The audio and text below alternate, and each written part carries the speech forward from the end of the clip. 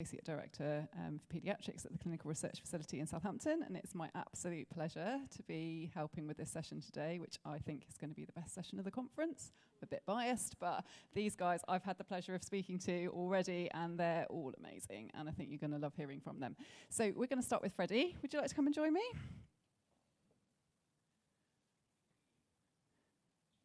So this is Freddie. Do you want to introduce yourself? How old are you, Freddie? Hello, I'm Freddie Wilson. I am 11 and I am from Ferrum. And you're on school holidays at the moment? Yes, I am. Yeah, so like my kids are still at school, so you're already on holiday. That's brilliant. And what have you been doing today before you came here? I went on Bournemouth Pier and I went on the beach as well. Excellent. Anyone else been to the beach yet? I would recommend it. So, anyway, we're not here to talk about the beach. Can you tell us about the research study that you are taking part in? So I'm part of peanut immunotherapy, and it's to help me from stop being allergic to peanuts. Amazing. How long have you been in that study? I've been in the study since 2017. That's quite a long time. Do you remember back to then when it started? Yes, I do remember. And what's it been like for you, that whole experience taking part in that study? It's been lovely because I've been involved in many things. The nurses have been great, and yeah. And are there any things from the study that specifically stand out to you that you've had to do that have happened to you?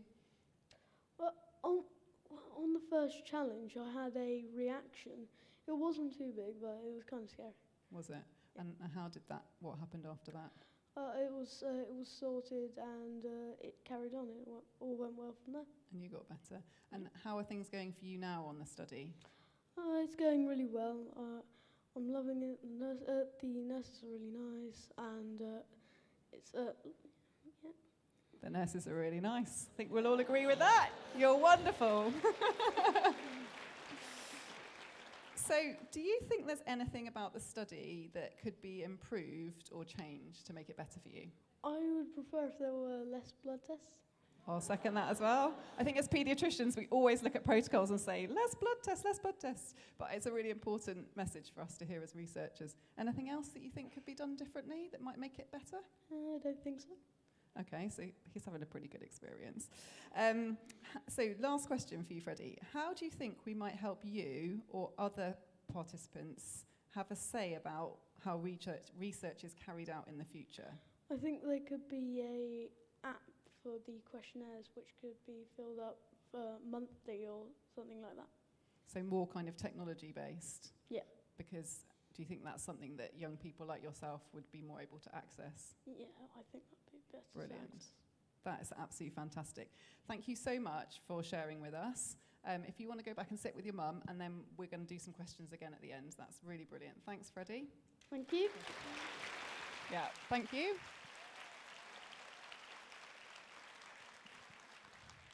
Okay, so next I'd like to invite to the stage Luke.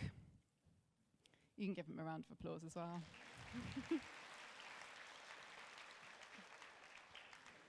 Hello. So, Luke, would you like to introduce yourself to everybody? Yep. My name's Luke. I'm 19 years old, and I suffer from cystic fibrosis. That's fantastic, thank you. Can you tell us a bit about your condition and about the research that you've been taking part in? Yeah. So, cystic fibrosis is an inherited, genetic disorder that affects like your lungs, just your whole entire body, basically. But mainly that affects the lungs. But the trial taking place, Vertex is like new drug, and it's like a big life changer for people with cystic fibrosis who suffer from the delta F5288 mutation, which is what I've got. That's the most common mutation, isn't it, in cystic fibrosis? Yeah, there's loads of mutations. There are lots of mutations, yes, there are indeed. Can you tell us how that study's made a difference to you and your life? Yeah, it's been a very big game changer for me. So I started the trial in 2018, September time. Before that, my CF was quite bad. I was going to hospital every 2 to 3 months, sometimes a little bit less, depends how bad it got, for 2-3 weeks coursework of anti IVs. It was not nice at all. So I started this trial, and I've not stayed in hospital since. And it's been a very I've got loads of energy now. When back then I had no energy at all. I was very ill, but as you can see, I'm not ill anymore. Yeah. It's amazing. I remember when we were chatting on the phone and you said to me, you feel like you're a normal person now. Yeah. And it's just amazing. And how the difference between, was it year 11 you were in at school when that happened? Yeah. And how you've been in hospital every 2 to 3 months for a week or two at a time. Yeah. And since you started the study, you've not been in hospital at all. I mean, No. It's absolutely amazing. So that's just fantastic to hear. What's your experience been of taking part in that study? It's been amazing. All the nurses down there, they're all lovely. Yes, for the nurses! Nurses, doctors, all of them been very, very nice, very caring, looking after, me and mum as well. Mums are important, aren't they? Yeah. Even if they're annoying sometimes. Tell me, because when I asked you this on the phone, you told me about the follow-up phone calls that you have from the nurses and how they go. Oh yeah, so I'll go down to Southampton so I'll go down for a visit, for example, then I'll have 2 phone calls, and then I'll go down for another visit, but my phone calls will be 4 weeks after the visit I've been to, so I'll have 2, so it'll be 4, 8, and then but yeah, the phone calls are they're supposed to be 10-15 minutes, but the nurse I have, we end up talking about 40 minutes. Yeah, I mean, it's amazing because I know all of our staff are important, but for the participants, the nurses, you are amazing, and they have these great relationships with you, and it does make a massive difference, and that's something that really came through when we were talking on the phone about it. Do you think, is there anything that's been difficult about being part of a research study? Probably the travel from Salisbury to Southampton, and because I'm not driving yet, but trying to find someone who can drive me down there as well. I think that's the only bits I can really say it's difficult, but my mum's very fortunate to get the time off to drive me down to Southampton and back. Yeah, and actually when we were watching the video before, and I've watched that about 5 times before this session, the thing that struck me that I hadn't noticed before was one of the mums on that video said 45 minutes was a really long way to go, and the next one said 45 minutes was really close, and it just made me think, gosh, that's why it's so important that we talk to the people that we're working with, because their views are going to be potentially quite different about those kind of things. So the question I really wanted to ask you about that was, I know when we spoke, you told me your mum was the driving force behind your involvement in the study, and I think for a lot of young people that's the case, because the parents are very engaged in the child's condition. They're the ones researching what options might be available. But how do you think as researchers we can better engage young people for their views and input, not just the parents? I think it'd be quite nice, to speak to the participant who's going to be taking part in this trial, and sort of just talk them through it, even if it's just with some pictures or something. Because obviously, being a younger age, reading a lot of words, they might not be able to take it in. Yeah, you said that before to me. A lot of words. A lot of our studies have a lot of words on bits of paper. So how can we make that more accessible for young people? I think that's a really important point. Is there anything else that you think that we could do to make it easier for people like you to take part in research? I don't think so, no. That's absolutely brilliant. Thank you so much, Luke. Really appreciate you sharing with us. That's fine.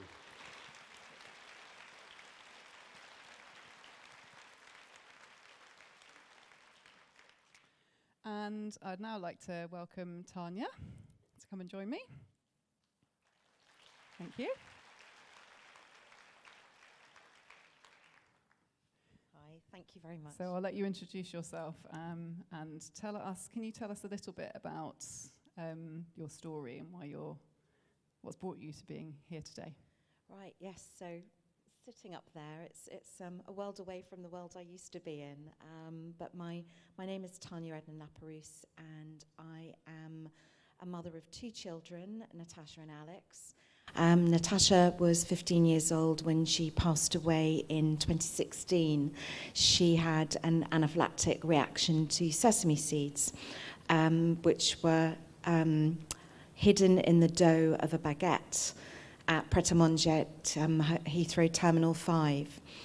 She was very, very careful about her allergies. She was with her father and best friend, and she checked the label, which was a partial ingredient label. She hadn't realised. Checked it with her father and with her best friend, and they all agreed, yep, Tash, this is safe for you. You can eat this. And she ate it very quickly because they had to board the plane. They didn't have very long. And she went into anaphylaxis when she was on board the plane. My husband gave her 2 shots of adrenaline, auto-injectors, but it didn't stop the reaction. It was so severe. And even though there was a junior doctor on board the plane, and later paramedics, French paramedics, when the plane landed, came on board, they weren't able to save her, and she died in hospital in Nice later that day.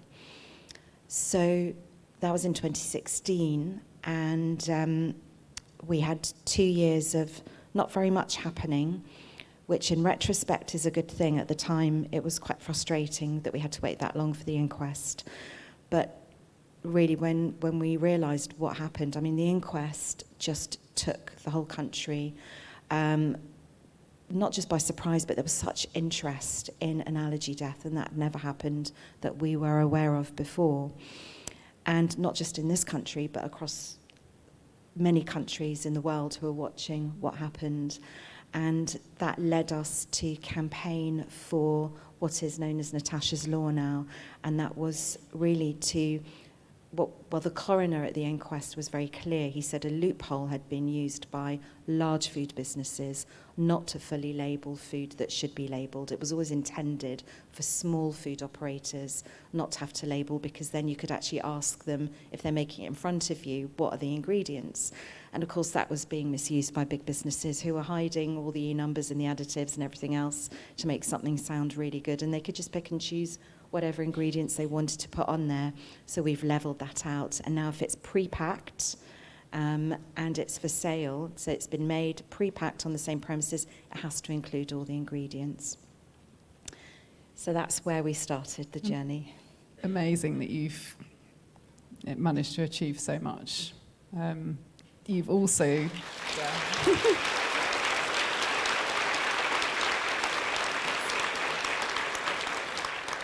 You've also done something else remarkable, establishing your foundation. Can you tell me a little bit about that, or tell us a little bit about that? It's quite emotional. Yeah.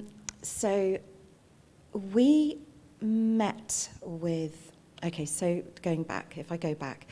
So Natasha had her first anaphylactic reaction at 6 months old to a tiny bit of banana that I put on her lip, blew up, huge anaphylactic reaction.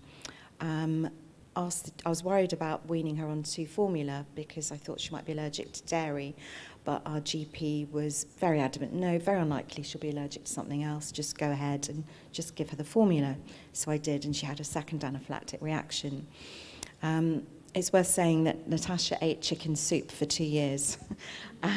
We didn't know what to give her. We were really scared of the other allergens, the main ones, and because we couldn't get any allergy tests at that time. It was really my mum's help, saying how mums are great. Well, my mum said, well, look, chicken soup. No one's allergic to chicken soup. So we would get an organic chicken and just put root vegetables in, green vegetables. And when she was really little, we would liquidize it. As she got older, the chunks got bigger, and we even started adding rice noodles, which was a very exciting day. But that was her breakfast, lunch, and dinner for 2 years. And it was quite terrifying that... we had to do that, but it was healthy. And the day she discovered tomato ketchup was also a day that we'll never forget. All kids love tomato ketchup. They do. And particularly she did. But really around that time, there was nothing. There was just nothing really on the internet. She'd be 21 if she'd lived, so she would have turned 21 in December. So that gives you an idea of the timeline. And I started thinking, I want to know what future my child has, because as far as I can see, anything can put her in hospital. There could be other foods that I don't know about that she might be allergic to. I'd witnessed anaphylaxis, and we know how serious that is. And I found out about a seminar in London, which was, and the title was Allergies. It was along the lines of what state of play is medical research at, or where is medical research with allergies at the moment? So I got a ticket and I went along, quite excited to hear all about the medical research that was happening, and there was nothing. It was the most depressing afternoon, honestly. I think they talked about some lab rats and that anaphylaxis had been stalled with some Chinese herbs, but each herb had to be tested, and we'd be looking at 20 years. And there was nothing to say. And I left that seminar just so depressed, thinking, oh my gosh, it's just up to us. We're just going to have to build her up, look after her, make sure she doesn't have an accident, eat the wrong food that she's not supposed to. But it was just a very, very depressing day. And then fast forward to after the inquest, and we met Sir Professor Stephen Holgate, which I'm sure most of you or all of you will know. And we met with him, and I asked him the question, why has there not been any real allergy research that I know of? He said, well, actually there has been. Certainly in the last decade, there has been research, and some of it's very good. But the problem is, there's some research here, and there's some research here, there's research here and research here. But no one's joining up the dots necessarily for patients. And he said, what we need is the really groundbreaking research, the big research, the clinical trials, the things that actually make a difference to people today. And also he was very positive about an end to allergy, not maybe in 100 years from now, but much, much sooner, if the right attention is given to it and if the foot is put on the pedal.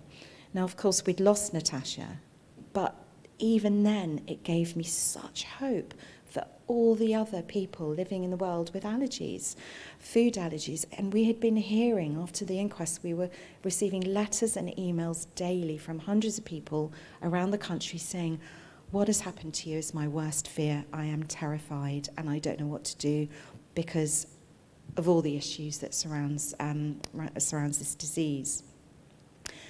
And that's when we thought about, should we start a foundation? Should we start a charity? And we were told, well, if you're going to do that, don't do research. And we said, well, why? And they said, well, because of the money that's involved. You know, if whatever you're going to fundraise for, just start adding zeros to it. And it's not an easy thing to do. But actually, that's all we wanted to do, because it's the hope. And it's the lack of hope we had. But I know if it had existed, and even if we hadn't got on that trial, I would have known it was happening, and that would have given me hope. And giving families hope where there is none is the biggest gift you can actually give, because it actually helps them every single day, more than you can ever imagine. Yeah, that's amazing. Do you feel you're... There's lots of clapping in this. There's lots of things to celebrate, isn't there? Do you feel your experience means the foundation is going to fund research slightly differently from other organisations? I can't really speak for other organisations because I actually don't know how they work. But I can say from our point of view, really what's important to us is we're a charity, not for charity's sake. We're here to do a job, and when it's done, we shut the shop. So I am not considering the Natasha Allergy Research Foundation being around in 100 years from now. Absolutely not. Let's hope it's not needed then. Exactly, and that's not the plan. So the research, first of all, what's really important is that it helps people now. It helps people today.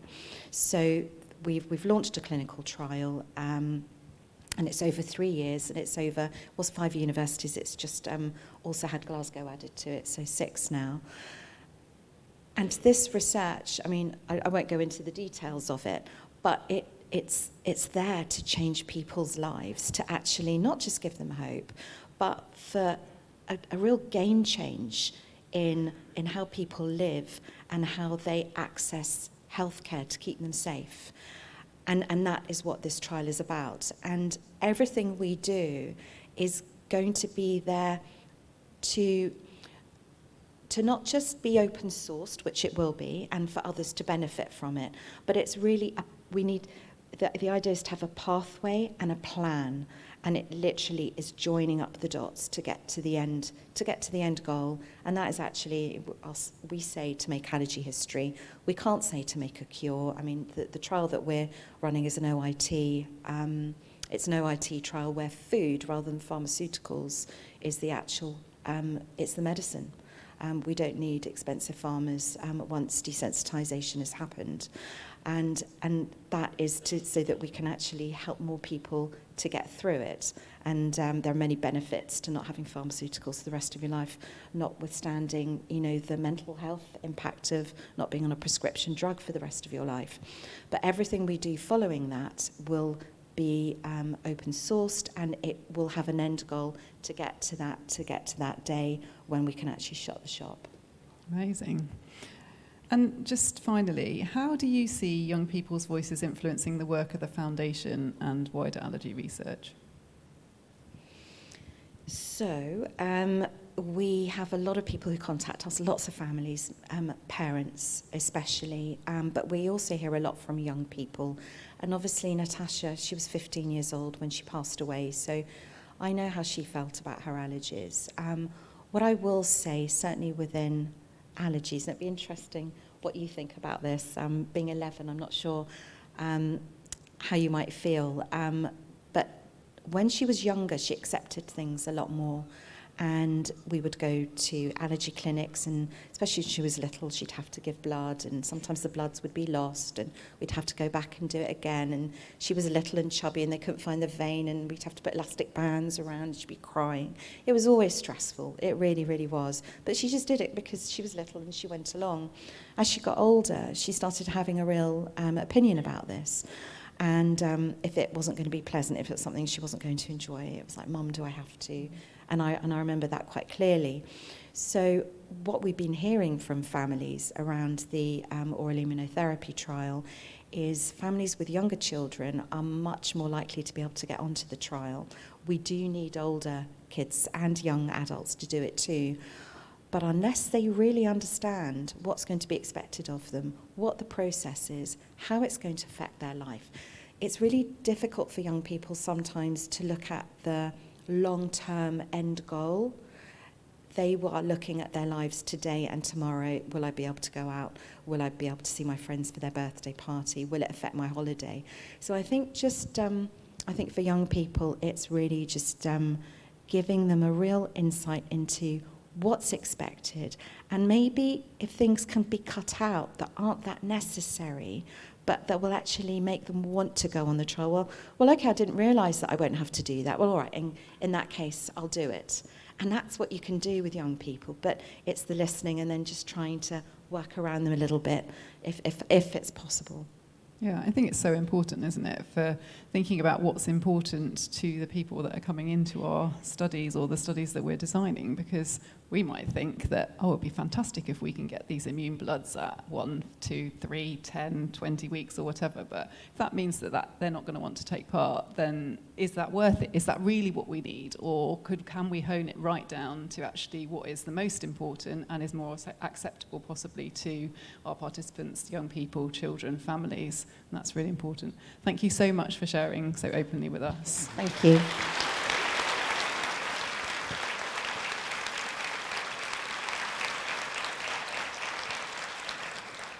So some really, really powerful things that all of these guys have just shared with us. We'd like to open up the opportunity now for you, if you've got a question for any of them. Freddie's mum, Lizzie, is here, and Luke's mum, Victoria, is also here. So if you wanted to ask them any questions, you're very welcome to as well. They're very happy to answer questions. So if anybody has a question, you'd like to raise your hand or stand up, or have we stunned you all into silence?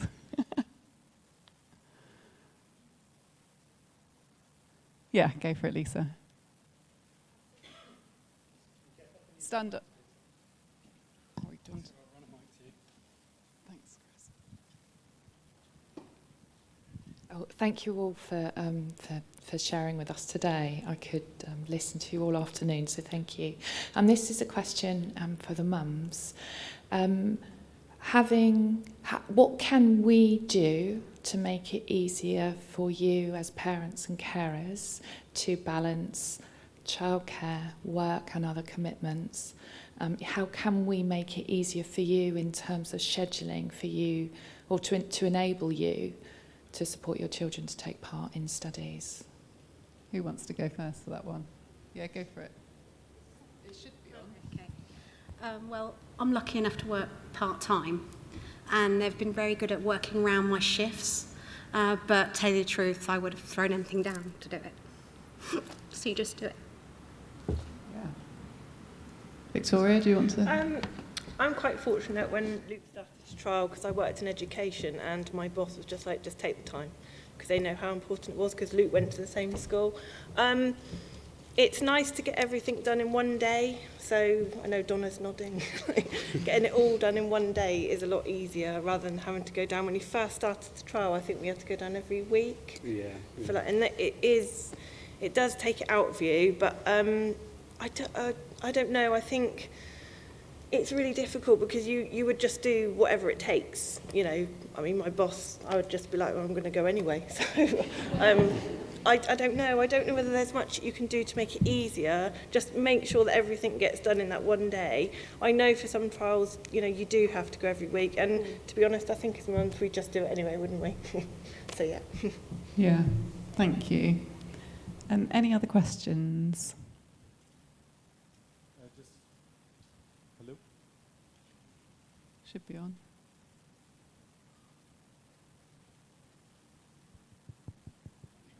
Stephen Marks from Great Ormond Street. Just shout. I'll shout, I've got a loud voice. Just to thank all of you for coming and for your wonderful talks as well, so really appreciated it. I wanted to just ask, one of the aspects that I get from the patients sometimes is we sign you up for a study and then it keeps on getting extended. And I noticed you said you've been in the study since 2018, 2017. I just wanted to know, when did you find out and what was your views when they came back and said, oh, by the way, this is a one-year study, but actually it's now 2 years or 3 years? I think for Luke would just keep signing up for them, wouldn't Yeah. you? He's quite happy to just continue. I don't know, how long was the initial? Can you remember how long? I cannot remember. off the I top of can't my remember. I head. mean, we were so excited to get on to the trial. It was like, it was better than the lottery for me. It was just like, yay. I don't know. I think you get so into it that you're just happy to keep continuing. I think yours comes to an end September, but he's already asked, are there any more that I can kind of crack on with, kind of thing. So I don't think we weren't sort of told, it just continues, kind of thing. They did ask Luke, would you like to carry on giving long-term data, which he was more than happy to do. So yeah, we love it, you know.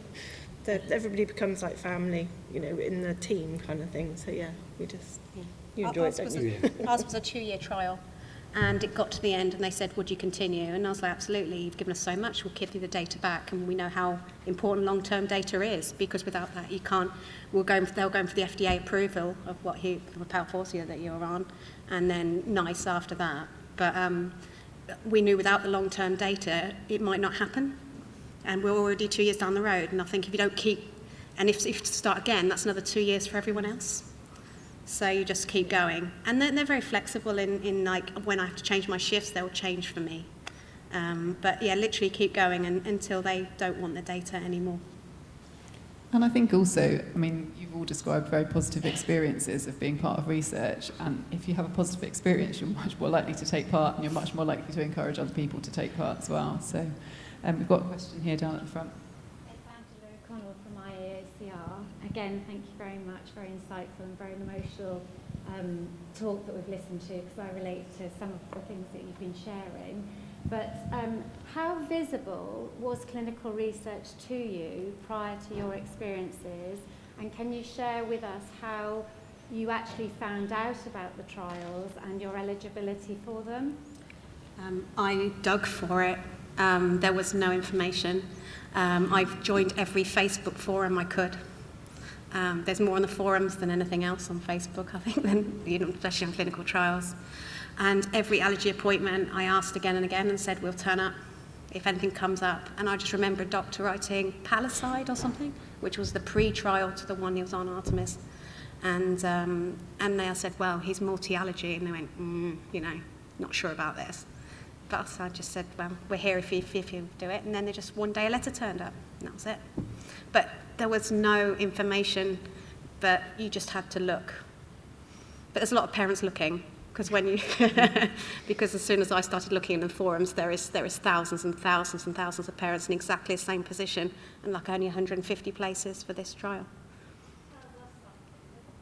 For me, that's absolutely fascinating, because I'm a general paediatrician, so a lot of the children I look after have common conditions like UTIs and constipation. I don't think there's that many Facebook forums for those type of conditions, and I don't think there's that many parents looking for stuff about that. So I think there is a challenge of how we address the conditions that don't fall into the categories where you've got very engaged parents looking for a cure for their child, and how do we access the people who aren't accessing those type of things, because again, that probably is a self-selecting group to a certain extent, and possibly some of the underserved populations that we're all trying to think much more about how we access them aren't necessarily going to be accessed through those methods, and how do we reach them as well. I think we've got another question there, is that right? Yeah, hi. Really lovely to hear your stories, and you've clearly demonstrated the positive experiences that you've had, and like you say, it's slightly self-selected. And the couple of points really. One was you mentioned about lots of words in the sort of information that we give, and you talked about pictures, but I'd be interested to get your take on other ways that we might be able to continue to provide information, because there's that we consent, and then you keep coming in, and you've grown with the trial, or the trial's grown with you, and you've changed, your understanding's changed. Is there things that we can do to, there's apps, there's videos, I don't know, there may be certain things that we don't think about. Luke, do you have anything to say about that? I think definitely more visual, maybe videos would be a really good idea. I know the consent forms that when Luke first started the trial, I had to sign, but you were 15, so he was, he's more than able to read and consent himself, really. But definitely they're just very long and very, very wordy. And a lot to take in. And a lot to take in. So yes, something like a video would have been really good in helping you, and very visual. Luke's a visual learner, so you don't particularly like reading, do you? No. So yeah, it's something. Well, No. how many of us really enjoy reading the information sheets for our studies? So yeah, something more visual would have been really helpful. Yeah. Really, really helpful. Freddie, have you got any comments They on did that? consent you, didn't they? Do you remember your consent form? Yeah, I had to do a consent. Yeah, it was different to mine. Yeah, Do you remember anything about that? not really. No. But I was going to sign here. Are there any ways that you think that for people like yourself of your age that it would be helpful for that information to be provided in a different way? I think it'd be helpful if somebody could read it out for you. Read it out for you? Because I really struggle to read one. Yeah, that's a really valid point. Probably one I'd not thought about myself, so thank you for that. Any other questions? Yes, another one there. You can hear me.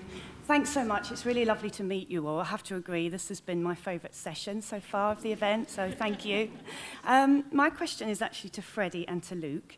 I'd like to know how much has taking part in the trial impacted on other parts of your life, parts of growing up? Do you feel that there's anything we can do as researchers in designing protocols so that for young people we can still maintain an element of growing up and keeping that as much fundamentally part of a normal growing up for you?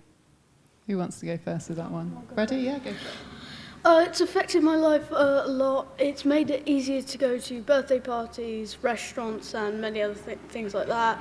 Very important. It's in restaurants. You don't have to be incredibly informed about everything there. But you still have to be relatively prepared.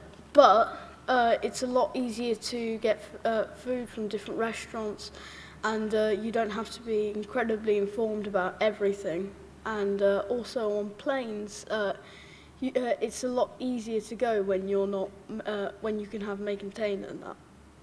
Thank you. Luke, have you got anything to add? When I started my trial, I was in year 11. Before that, I didn't know if I was going to do my GCSEs in the summer, because I don't know if I was going to be in hospital or not. But starting this trial, I managed to do my GCSEs, did 2 years of college, and now I work full time. And I don't think I'd been doing any of that if it wasn't for this trial. And now I'm driving. Well, learning to drive. That's amazing. Definitely deserves a round of applause.